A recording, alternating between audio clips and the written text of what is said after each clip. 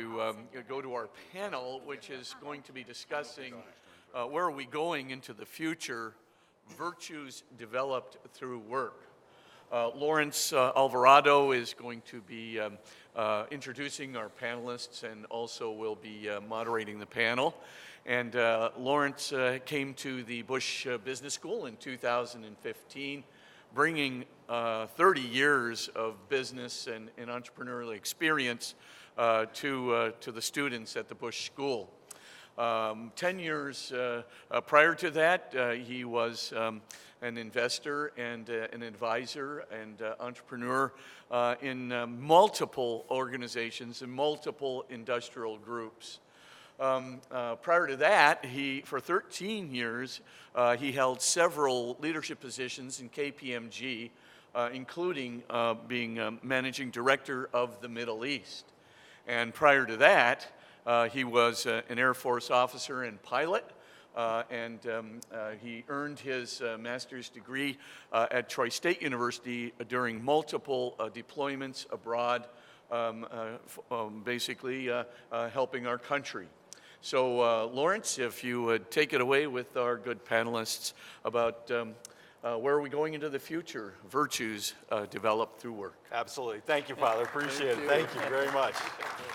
So again, thank you very much. And I was actually struck by several things that Elizabeth just talked about. One of them was, about flexibility and not necessarily having that plan just kind of come out. And one of the things that really struck me is that in the Air Force, we used to have a phrase that said, flexibility is the key to air power. But there was a follow-on that said, indecision is the key to flexibility. and so there's an awful lot of being able to react and be able to have some sort of ability to know and be kind of true to not only yourself, but also kind of to that North Star. I am at the Bush School, where I have the privilege of teaching information technology course with a healthy dose of Catholic social teaching. Or as some people would say, how to ethically yell at your IT department. But what we have here is the opportunity to look at organizations. And what we're going to do here with this panel is perhaps something a little bit different. I'm going to frame up a scenario and frame up, we have this wonderful panel here. And I have to also extend an apology from Dr. Andrasik, again, referencing Elizabeth's talk. Her baby unfortunately fell off the changing table yesterday and fractured his skull, we think. So she's at an MRI as we speak. So if you happen to have a moment or two to say a prayer for a healthy outcome, that would be wonderful. But what I told her is that please come, bring the baby.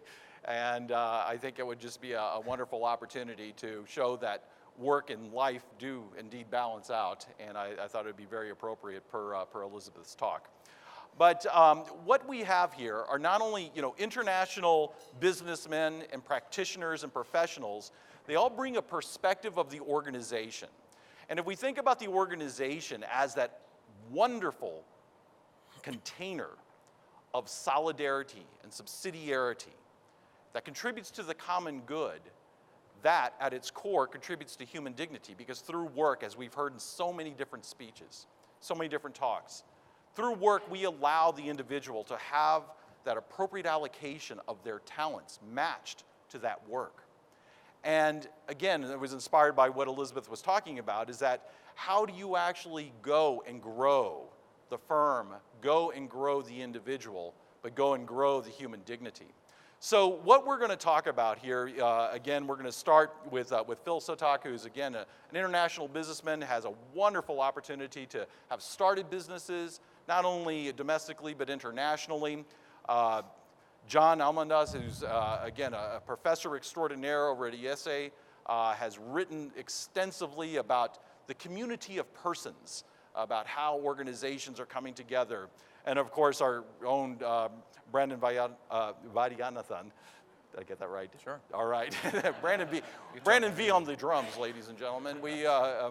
But what we have here, again, is somebody internationally inclined who has been able to look at multiple organizations and look at what is the tensions and perhaps even the tolerances and how vulnerabilities of leadership can contribute, again, to human dignity.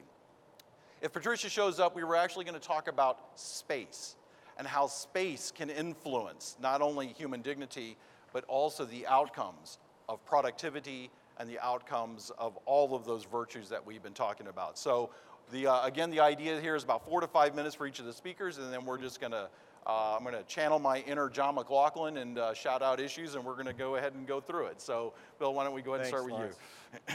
So we were asked to prepare some thoughts in response to the question, where are we headed in business? And what are the virtues required to get us there? And so Steve mentioned yesterday Harvard professor Michael Porter. And he said something recently that I read that was striking. He said this idea of shared value that suggests that businesses aren't here just for the sake of profit. They're here for the sake of profit and perhaps purpose. That idea would revolutionize capitalism. And so I think there's no doubt there exists plenty of data showing a high correlation between purpose and profit now. And it suggests that a company, when they strive for this, they get the environment right, and everybody flourishes, everybody wins. And so we're seeing more and more companies move in this direction and wrestle with how best to deliver meaningful value to various stakeholders. So they're starting to look at employees and the community and society at large in a different way, seeing them as members of their cause, contributors to their vision and value. So it's kind of like a proper ordering of things where business looks at maybe the human person first and relative to the human person. So business serves the person type of an idea. And certainly this is a paradigm shift for management, leadership, and organizational design. It's born from many thought leaders who are challenging us as business leaders to humanize our organization. And their promise, if we do so, is great culture, and maybe perhaps a move from good to great, to reference Jim Collins. And so a most notable management model for humanizing our organization is to become purpose-centric. We've heard this concept, idea of purpose-driven. It's not to be confused with merely having a statement of purpose. No, because those that are truly purpose-driven connect at a human level, and they measure success in a different way. They measure success relative to the person's fulfillment rather than their objective output. And they talk in terms of contribution and unity, and they structure, manage, and organize the business accordingly. So this is the paradigm shift, I think, that will continue to unfold in the coming years, I think, because it must primarily be, as people come into the organization, if we don't make this shift, then organizations are going to become relevant to the people coming in, to the workforce coming in. So let's just call that a new management logic, this idea of running our business not from the perspective of what and how, but from the perspective of why being our ultimate end game. And it will require that we look at everything in the business through a lens of purpose. Our strategies, our structures, our plan systems, and most certainly the people within our organizations. And that's an important point that well-established purpose-driven organizations could push even further, is this idea of looking at the person through the lens of purpose. It's not merely to look at their skills or their competencies, but it's to look at their unique reason for being. Only from that point of departure can we truly co-create together, as we're called to do. And so this logic clearly steps us toward humanizing our organizations because it puts the priority on the person. I think Elizabeth just mentioned the quote from Herb Kelleher. This is, in no uncertain terms, a way of bringing love into the workplace. So practically speaking, we will see an evolution, I think, from the practice of managing people from tacit goals and objectives and tasks toward an activation or some sort of activation of their respective and collective purposes, right? Their reasons for being. I say plural because we're talking about individuals here. And the connection is critical. The connection between the person's reason for being and the organization's reason for being is critical. Otherwise, purpose falls flat. And so what might this look like in the ever-changing, complex business world that we live in today? Well, to answer that is perhaps answers the second part of the question. What are the virtues or the practices required in getting us there? The two virtues, I think, that are critical as we move further into the 21st century are the virtues of magnanimity and humility. Magnanimity is a word I did not know too many years ago. And magnanimity is this idea of a desire to do great things, but doing it through the greatness of others. So it's a servant leadership concept. And then humility, which was emphasized yesterday by Tim, right? We all struggle with this. Humility, knowing self, but really knowing self relative to others so we can understand how best we might serve them. And these two must go together, because magnanimity without humility has its certain pitfalls, as does humility without magnanimity. So they must go together. Why are these two virtues critical? I believe they can be the foundations for a cultural reform, one that we can create ourselves from within our spheres of influence, because they are the best framework we know of for imitating Christ in the workplace and for bringing Christ into the workplace.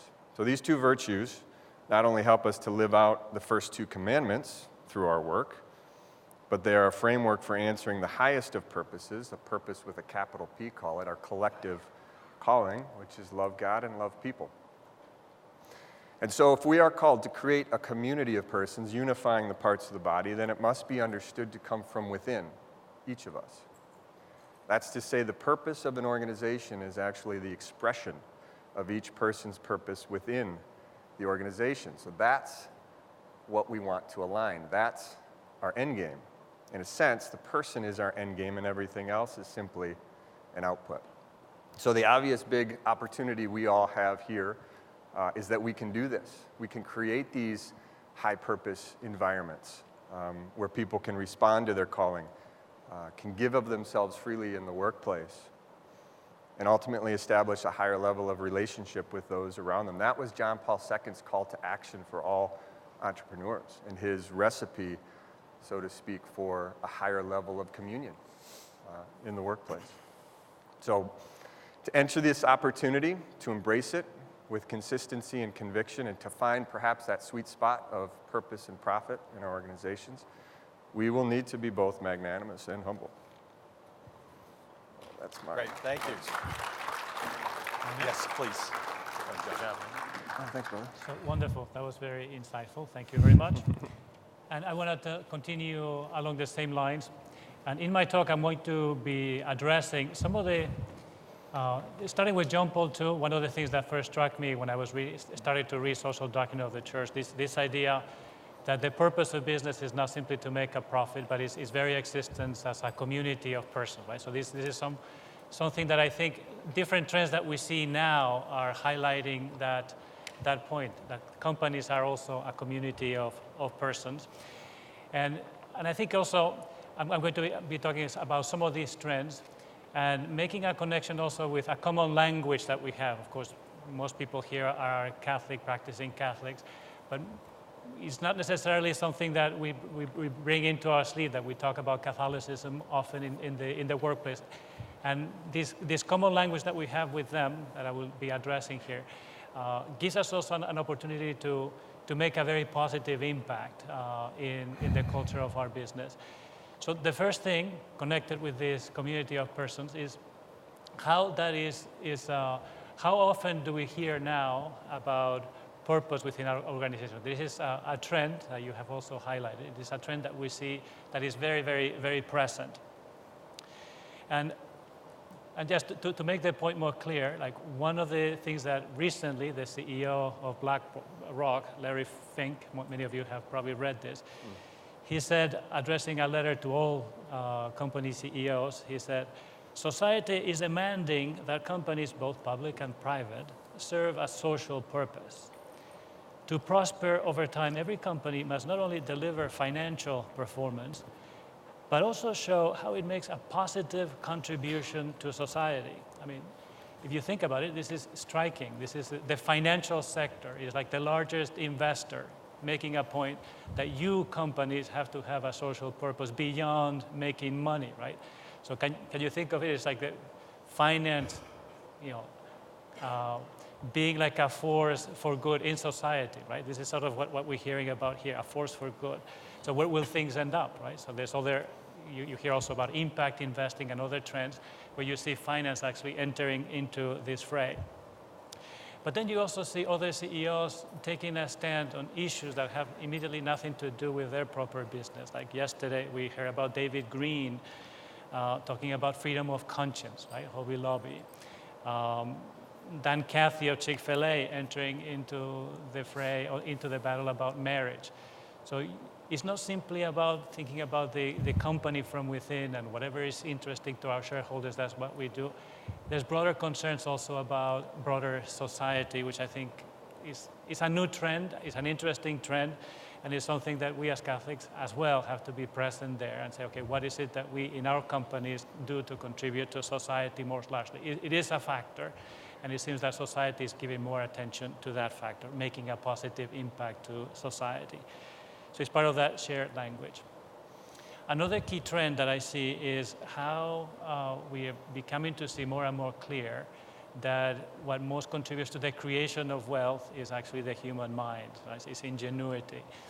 And it's striking to see all of these great companies that are coming now into existence. You can start with Apple and Facebook and Google. That is basically a great idea, right? That is carrying the day. The time that it takes for these companies to reach $1 billion in value seems to be getting shorter and shorter over time. Like Google started in 1998. It took them only almost about 10 years to reach that threshold. But then Facebook in 2004, some years later, they reached that threshold of $1 billion in just a little over 5 years. And it seems that the time for these great companies gets shorter and shorter over time. Uber in 2009, in a little bit less than 3 years. And you keep going and going. WhatsApp and then Snapchat, the time gets shorter and shorter over time. So what that highlights is ideas, is ingenuity. This is what is driving value creation. This is something that is striking, and everybody notices that. And it's also an opportunity for us to see this is what brings value to companies, great ideas. Those ideas may not always come at the top. There's probably in this room, there may be lots of great ideas to create value in society. And I think it's part of the reason why we find companies like Google, who have the money to do so, who are pampering their employees, stay with us, to retain and attract new talent.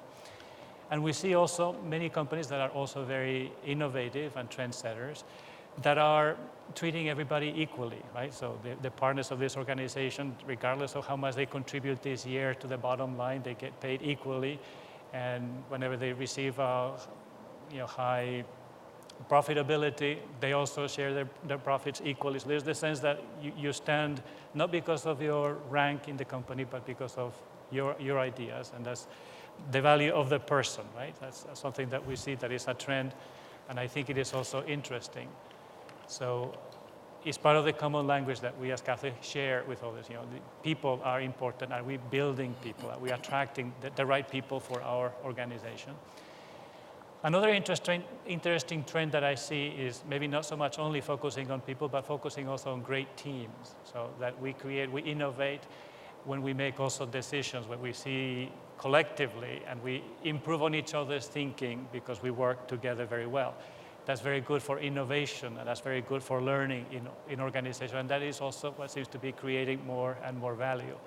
A great book on this subject is look at the story of Pixar, like how they help each other innovate by giving each other feedback.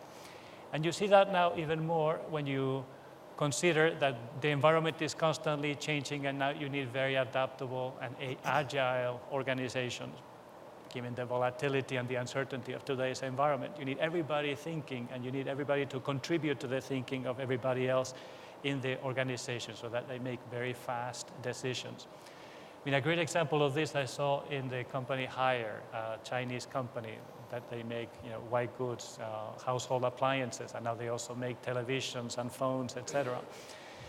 But what they want to do as a company, as an organization, is what they call producing like zero distance between employees and customers, getting hierarchy out of the way within organizations so that people can very quickly contribute to what they see as the developing needs of the customers.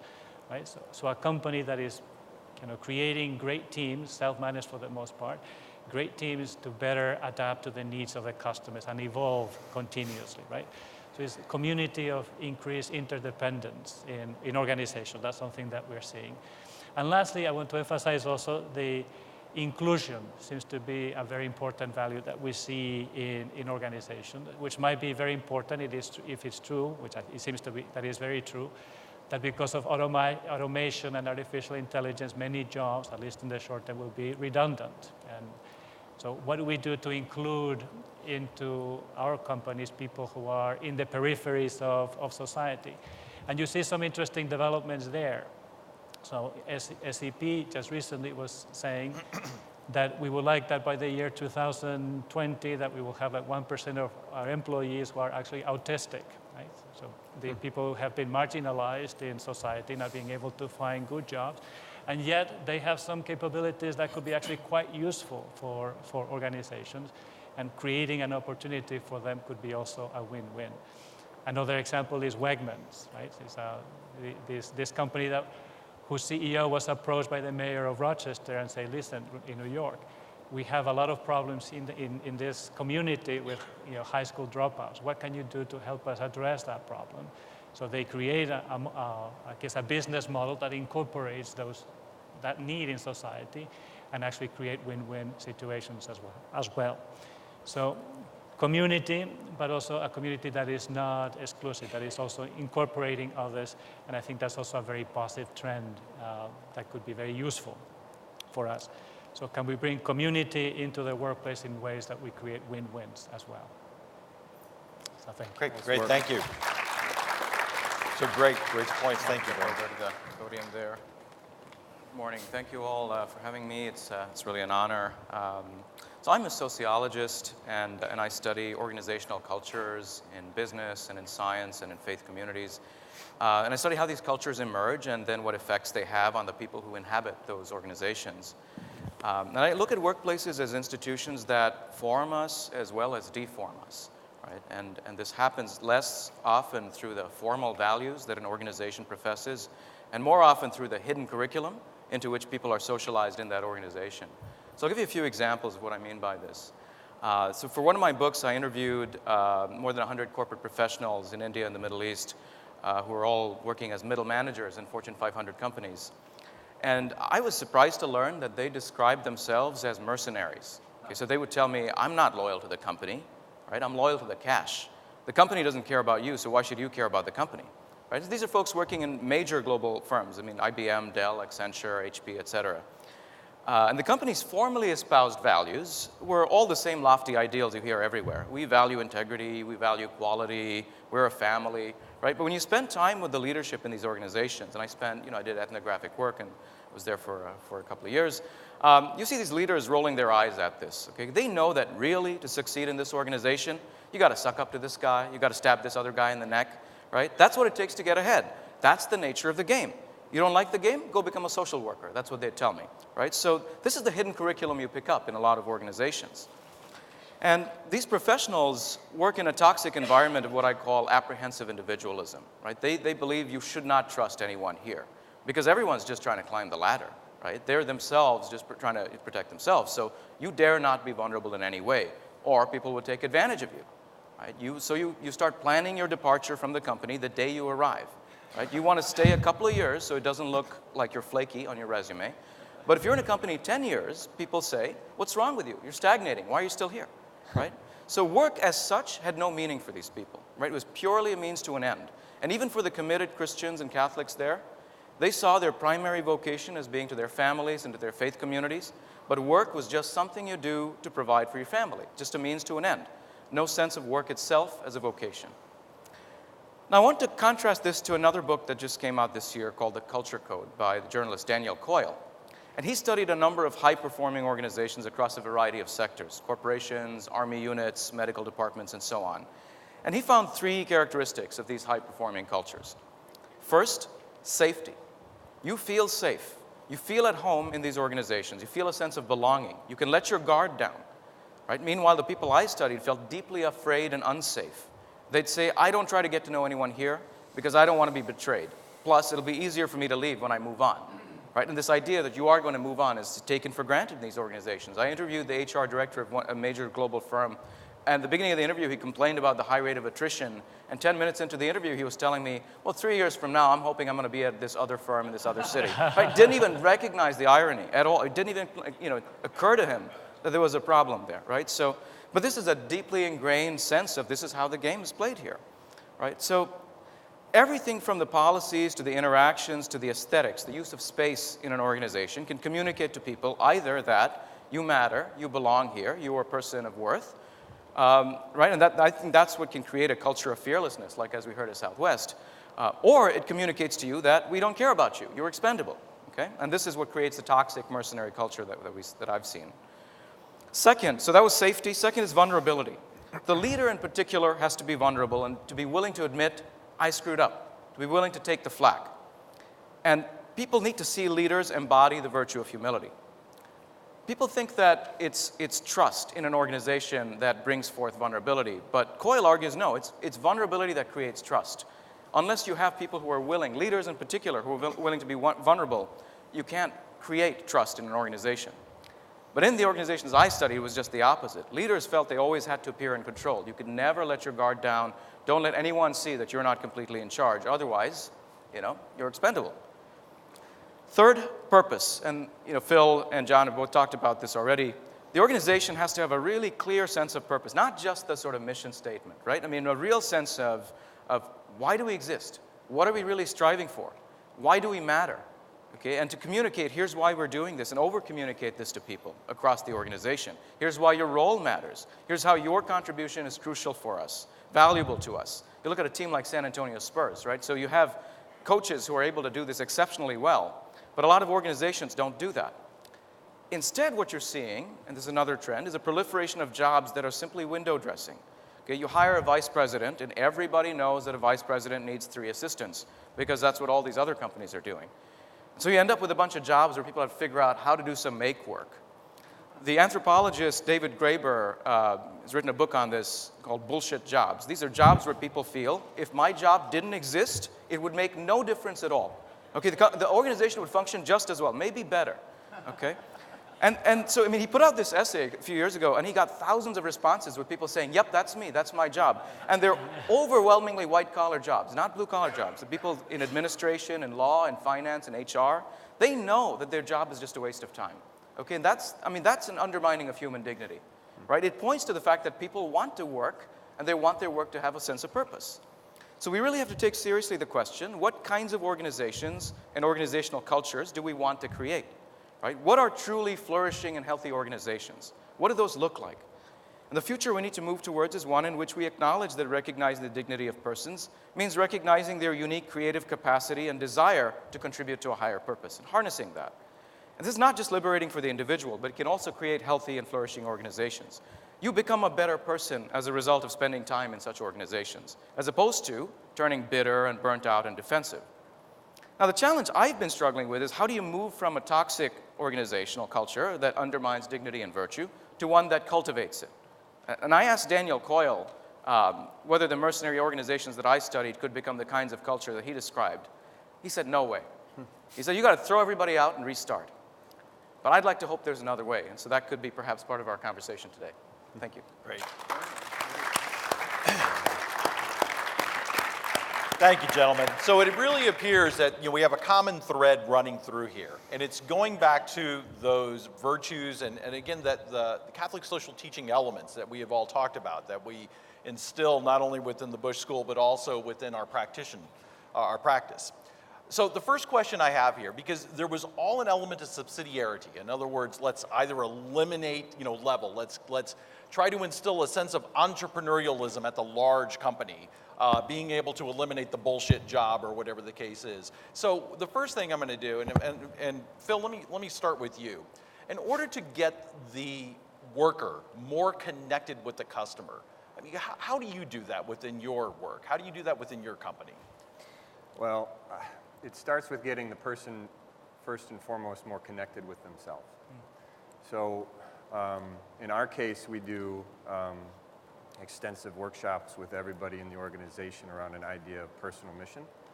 And so we start with helping, it's a self-awareness thing of getting yourself understanding who you are relative to your coworkers, and then how can you express that purpose, that reason for being in the work that you're provided.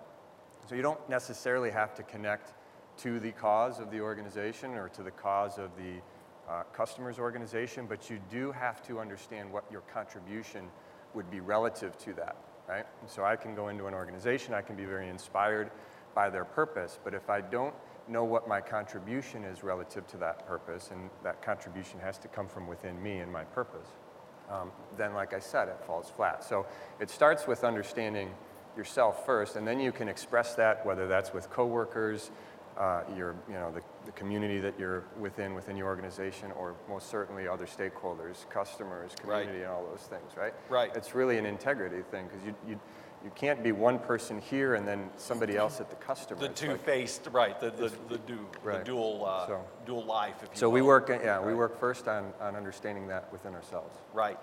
John, have you seen in your studies, and certainly within your work, you certainly mentioned some wonderful large corporations, right? You talked about the Apples and the Wegmans and everything else. Have you seen this kind of at the small to medium enterprise level? How does that impact? So one interesting example that I use as a great metaphor for this way of team learning, where everybody's actually very, very engaged, is actually an orchestra without a conductor, where not having a conductor, somebody who is actually orchestrating and making decisions for what's going to be the interpretation of the piece, but actually letting that emerge from discussions of the orchestra members themselves, is something that is incredibly empowering and engaging, where you create the tone that you want for the organization, and you have more innovation and more leadership for not having a conductor. So this is something I have worked with the orchestra, and I brought them to my business school so that people actually see how they actually work. And we ask people, okay, could something like this work in your organizations? And in very hierarchical settings, they tell me, okay, this is completely impossible. Like how could you actually kind of bring decision making, the center of gravity so low that teams themselves are making all of these important strategic decisions? But then you find there's a great a YouTube video that you can actually see yourself on Spotify, with the engineering culture of Spotify, and they actually do that, right? So they are very innovative because they actually they give a lot of autonomy to those teams. They make decisions within areas that have been orchestrated for them to make decisions in, and then that escalates to the organization in multiple ways. So agile decision making in organizations is possible. At all levels, regardless of the size of the enterprise, is what you're saying. Regardless, yes. Right. And sometimes it's very difficult then to integrate that within a siloed organization, very hierarchical, that sometimes it exists like that also for a reason. So right. How do you integrate these two ways of working? But I came across with BBVA, a company with whom I discussed this example with them. They said this couldn't be working. And then one of the very employees of BBVA told me that, in fact, we're actually trying to implement this into our organization. And we have created ways of drawing resources from the organization so that we can work in this way, in a very fast and agile way, and then contribute back to the division. How does an organization that has a completely different outlook on life? I mean, have you looked and explored how do you actually practically change this toxicity when you have these different cultural norms and kind of this amalgamation of all different types of cultures and roles? Yeah, I mean, finding an organization that's been able to successfully do it, when you have this toxic culture to begin with, that's immensely difficult. And I've seen organizations that from scratch are able to rebuild it. Right. And again, I mean, it's possible to have organizations that are based on a prior experience of humiliation. So I'll give you, an example from Italy, which is another set of studies I'm doing with some colleagues there, looking kind of at the hopeful side of where do you find organizations that are showing a promising way forward. One organization there, led by a guy called Brunello Cucinelli, it's a luxury clothing firm. When he grew up, he grew up in poverty, and his dad was a factory worker, and deeply humiliated over and over again, would come back home and saying, "What did I do to God to deserve this kind of treatment?" Right. And that made him, his son growing up watching his dad, promise to himself that whenever I get into business, I am going to create an organization that values human dignity, will never exploit people. And so Right. that's what he's built. He's built this massive sort of, really a revolution in the fashion industry, because they, it's an organization centered around human dignity. They pay their workers 20% more than industry standard. They have these policies that are very unusual. You have to go home for a lunch break, and it's an hour-and-a-half long lunch break, and you can't work on evenings and weekends. No email, strictly forbidden. And they constantly reinforce. I mean, a lot of it was inspired also by the monastic tradition too. So they drew a lot from really healthy forms of work, and tried to rebuild a kind of. The fashion industry is very exploitative, right? Right. So trying to really be a beacon of light in that industry is quite remarkable. But it comes from these sorts of experience of humiliation. So it's possible for this dark side to somehow serve as as fertilizer for something new. And I think, I recall you talking about this gentleman in the enterprise. You also talked a little bit about the strategic planning, and it's not just a 5-year. Yeah, no, it's a plan. 200-year vision. 200-year vision. It's a long-term commitment to Right. investment in local community, the long-term investment in the development of artisans in that region. So beyond just the success of the company itself. Right, so taking a community of persons perspective in many respects, a lot of what we were talking about, again, enhancing that dignity, driving the solidarity, driving that whole contribution. So, one of the things we're pretty good about talking about is the theory behind a lot of this, but again, as practitioners, as people have run businesses, what are kind of the 3 takeaways that every single one of us can implement, say, tomorrow, well, Saturday, so Tuesday maybe, so, right, yeah. I'll give you a couple of days. Before we get into that, maybe another example of a Yeah. company that was transformed that I think is also quite interesting, and transformed also along the lines of purpose and mission, is, I don't know if you're familiar with DaVita, which is a kidney dialysis organization. Sure. So when Ken Theory was asked to be the CEO of that organization in the year 1999, it was an organization that was floundering for many different reasons, operational and cultural. And so he was a person that was like very directive, very much focused on results and the operations, excellence in operations. But he brought also with it he wanted a cultural transformation of the organization as well, where mission would be critical. And he had all sorts of rituals to bring that home. Like he dressed like the 3 Musketeers with so one for all and all for one, and they would have big parties to emphasize the unity of the organization, and made people also come to see like how the service that they were providing to these people that are suffering a lot, that have to go like 3 times a week for 4 hours to actually receive this treatment, that they were making a very positive impact on them. So it's a whole cultural transformation and very quick turnaround of the organization. The turnover dropped dramatically in the organization. The patients themselves wanted to come back because they felt more at home in the organization.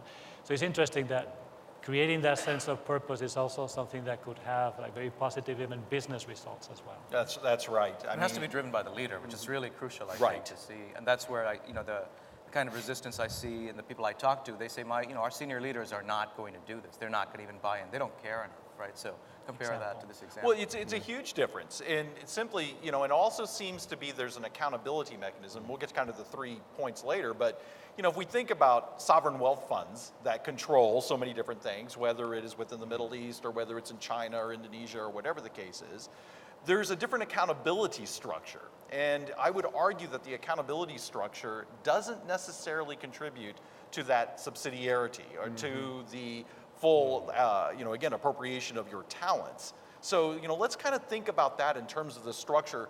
To whom are we accountable as we're actually creating this? So, are we a leader merely following the mechanized elements of the checklist so we can get through the day? Or are we, again, purpose-driven and mission-driven? And, Phil, you're, again, running international businesses and these types of things. Let me combine the two. What have you seen? What's kind of the best governance and accountability mechanism that you use or that you've seen? And perhaps even a disastrous one that you've seen. Well, and John mentioned something that I hadn't thought of in that perspective when he mentioned this concept of agile, and organizations are flirting with new ways of structuring their organization away from the old industrial structures of hierarchy that we all grew up in.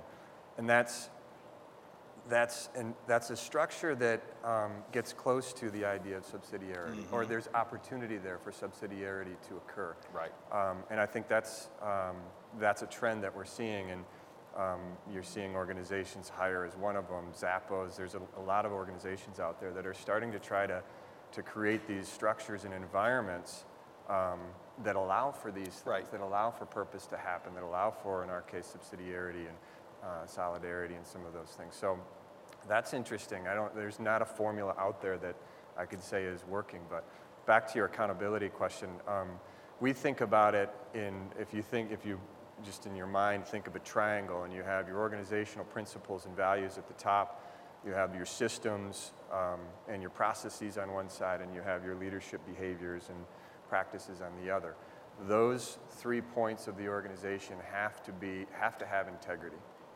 And just to give you an example, and Brandon was mentioning this too, if you have an organization that professes certain principles and values, but has systems and practices within that are counter to that, then it's really telling its employees, here, we want you to be like this, but here are the tools we're giving you, which are inconsistent with how we're telling you that we want you to act on a daily basis. What that creates is incoherence between the people and the organizational direction. And the same thing goes with the principles that you have in your organization, values relative to your leadership behaviors, right? That's an obvious one that if those principles are not acted out and behaved in a consistent way, then you have inauthenticity. So that whole thing together is kind of an integrity question, right? And either one of those sides of the triangle are broken, you have kind of a bit of a death spiral. So that's, from an accountability perspective, those are the 3 points, the dots that we try to connect within our organization, is how are we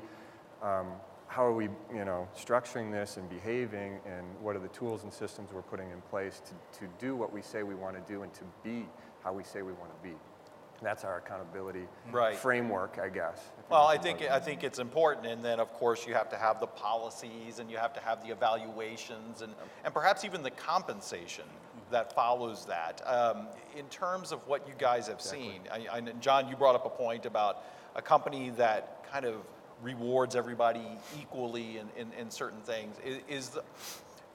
How do you guys see that? Is that, maybe you can explain a little bit more about that, because I took away perhaps maybe not what the intent was. No, so the idea is not necessarily that equal pay for everybody is an ideal situation for organizations, but there could be settings where actually what you achieve by doing so is actually quite beneficial. When what you're pursuing, for instance, is innovation, and where the way in which you work actually is building on the ideas of each one, where you don't know exactly what was the source of the idea to begin with. So again, very agile, you're building on top of each other's ideas, and it's actually the team rather than the individual. So one of the ways that you can undermine the effectiveness of a team is by rewarding individuals rather than the team. So this could be a helpful way of achieving maximum results in terms of innovation. Right. It has to be driven by the team rather than by individuals. So that's what I meant by equal compensation. Sometimes can be helpful in some settings. So in that case, is there room then, Brandon, Phil, is there room for individual bonuses or individual type of things? How would that work? What is your I think there's an idea that I think we need to pay attention to, which is I'm going to call it disincentive systems, right? So to figure out, whenever you create any kind of structure, it has certain powers to either achieve what it is that you're trying to do, or to hamper that. And so incentive systems can do that. I've seen one example of where they tried to create a kind of pseudo-subsidiarity in an organization by having middle managers basically work on, identifying the losers in their team. So this one guy told me, look, I've got a team of 10 people. I've got to cultivate camaraderie and trust and teamwork for the whole year. And at the end of the year, I got to rank them on a scale of 1 to 10 and fire the guy at the bottom. Right. And he tells me, you tell me how I can function with integrity in this sort of system. Right. Because there's kind of a disincentive then for people to even contribute to that team, because they know it's competitive. They know it's set up ultimately that they're in competition with each other. So I think trying to figure out disincentive systems towards the kinds of behaviors that we want is crucial. Right. It's a simple concept. It's simple but not easy, I guess, is what I'm trying to say there. because those, again, if you look at those things, if you measure it differently, you know, so if you start measuring from a perspective of fulfillment, from a perspective of purpose, from a perspective of whether or not the person is actually contributing in the way they can contribute versus, you know, what's the output of the person, did they meet their annual objectives and so forth. It's really just a mindset shift. Really, it's not a crazy concept. It's just, can we look at these things through the lens of purpose? Can we put systems in the organization that are consistent with what we're saying we want to be and how we want our people to behave? It's instead of looking at those three things, you know, detached and separately and saying, these are our values now, these are the systems that we've all grown up and know how to implement, and these are the leadership behaviors that everybody's telling us that we need in order to be successful. It's all disconnected. It's really just looking at those three things through the lens of purpose. Now, there is a body of work in a field called behavioral ethics that tries to get at some of these disjunctures, and it's almost how we set ourselves up for failure all the time. And I recommend this book called Blind Spots by a Notre Dame business school professor, Ann Tenbrunsell, which is precisely on this point. It looks at things like moral licensing, that as soon as we see ourselves acting in some way that we think is morally praiseworthy, we make compromises in other areas. And we don't realize we're doing it, but there's a whole host of behaviors like this that are happening in companies all the time. And so there's, you know, leadership again has the onus to sort of try to figure out how to be attentive to that and really be vigilant about these sorts of things. So if I have a Diet Coke and I have a cheeseburger, then is that kind of okay? Yeah. Exactly. Okay. Well, Lent is, you know, for all of us, I think, you know, we should be hyper attentive because. Okay, got it. All right. So kind of going back to the themes then and looking at the future of work, or where are we going in the future? Is there such a thing as the future of work? Is that actually a thing? Is that something that really is something that we can define, or you know, or is it the nature of work that changes? Does the nature of work stay the same? What are your opinions on that, John? What are your thoughts? I mean, certainly there are things happening that are setting trends about the future of work in terms of the use of technology, the types of skills that are going to be more and more valuable. That has to do also with analyzing data, but also interpreting data in ways that is meaningful for organizations. Data is out there and it's going to be more prevalent and more useful in decision making. So this work is changing, but I think the power of ingenuity is going to be highlighted even more. So it's not just repetitive work, it's actually much of that work will be thrown aside. So can we create cultures in organizations that attract that talent? Can we create teams that where you are actually improving each other's by the way you work? Can we also create a sense of purpose that I guess unifies the efforts of everybody in the organization in the same direction? So those, I think, there's an opportunity which I think is happening because of technology, but I think in a way some of the things that we already saw years ago to highlight the impact of people, of teams, and of purpose. I think we're seeing that even more so today. Right. No, I certainly see that. You know, it's just a matter of, you know, I kind of think about, you know, millennia ago, were people thinking about the future of work and what does that actually mean, you know, and here we are, if we had to kind of project, you know, what does that mean? And you know, is there such a thing? So I take your point that it's about how we can actually get better and how we can link different purposes. And Phil, let me throw it over to you. I mean, is there such a thing as the future of work? What are your opinion on that?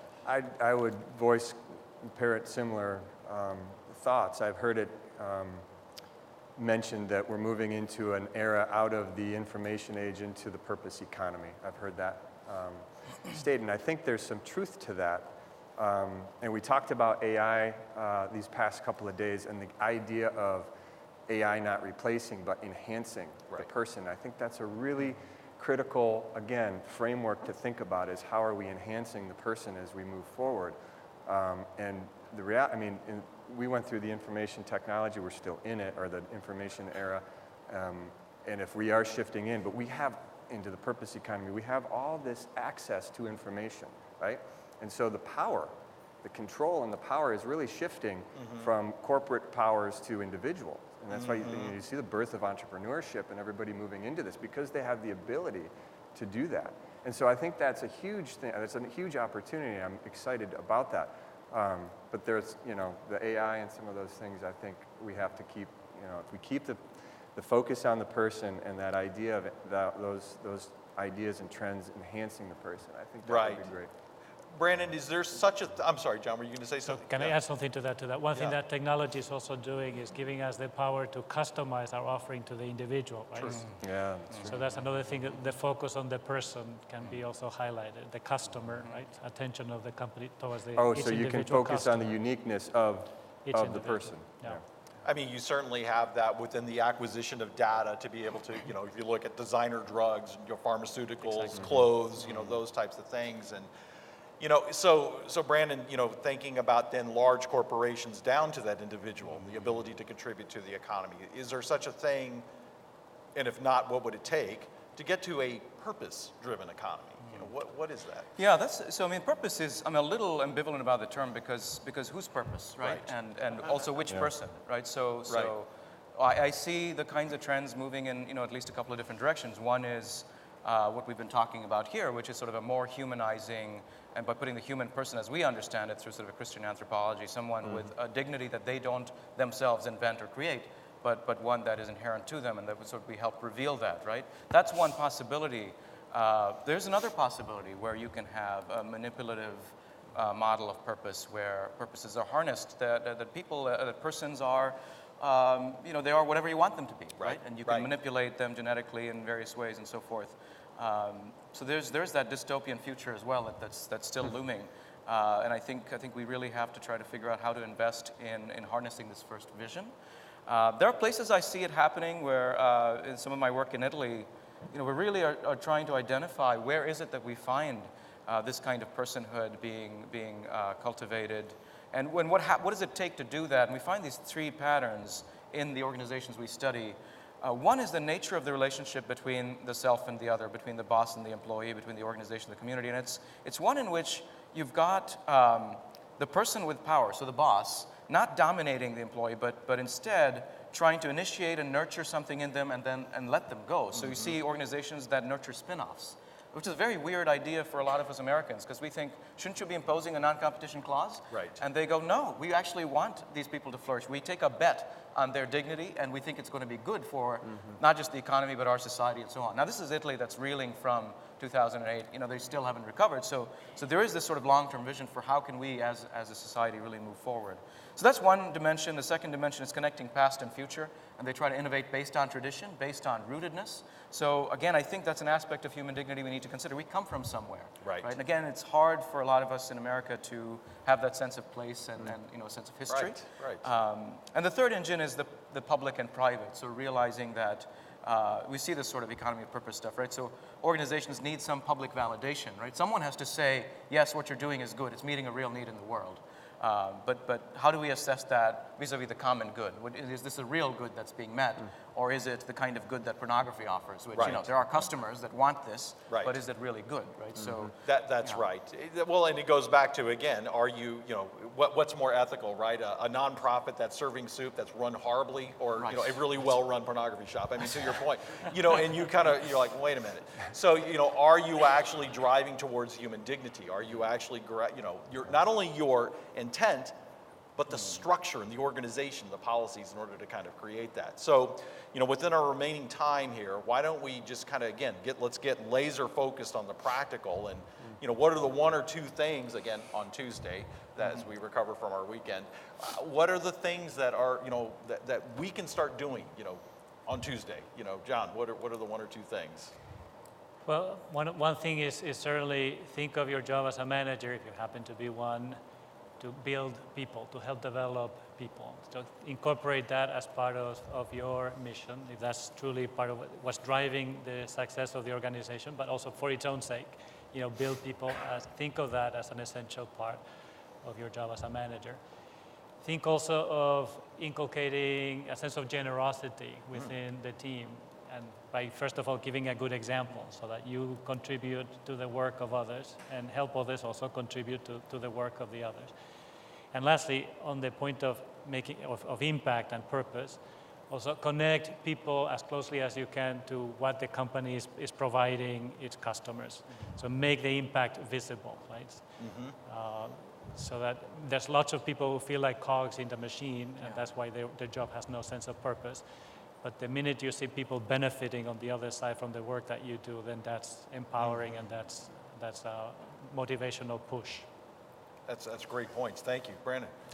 Yeah, a couple of points. I mean, one, I think we've talked about the role of the leader in all of this, and there's just one lesson that comes to mind from Google's Laszlo Bock, which is a method he used to use is just to ask employees, tell me one thing I could do differently, and then one thing you could do differently. So I use this when I teach. I constantly have these sort of evaluation sort of mid-semester, like a couple of times during a course, where I ask students, all right, what's working well, what's not working well? What can I do differently? One thing, and what can you do differently? Just one thing. And then they buy into this, because they invest in the change you're trying to bring about.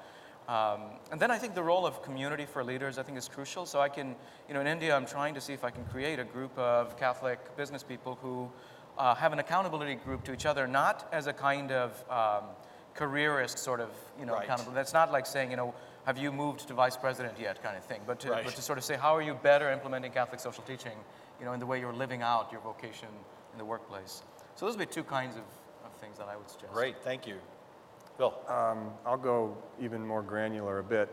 I'd say this is the number one priority, and that is focusing on the interpersonal relationships within your organization. So the number one project for leadership is to ensure that the team itself is healthy, and from there all else flows. So elevate your organizational interpersonal relationships. You can do this through intentionally through interdependencies between people and groups and teams, through shared commitments, through shared missions between individuals and teams to start to, again, form the structures that they can start to participate in a form of community.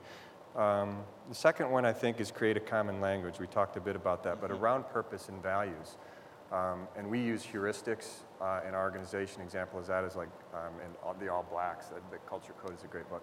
All Blacks use this, the rugby team in New Zealand. But we use bent knee approach because one of our values is empathetic leadership. That's a value that we prize in our organization. So bent knee is a way to express to people that this is what we expect, which you arrive to the person with a humble stance, and you listen to them first. You don't make sweeping judgments about this, that, or the other. So that's, forming common language around purpose and values. And the last one is just focus on bar-setting behaviors. So really go the extra mile to recognize, to appreciate, and to call out those behaviors and those actions that are consistent with the values and principles of the organization.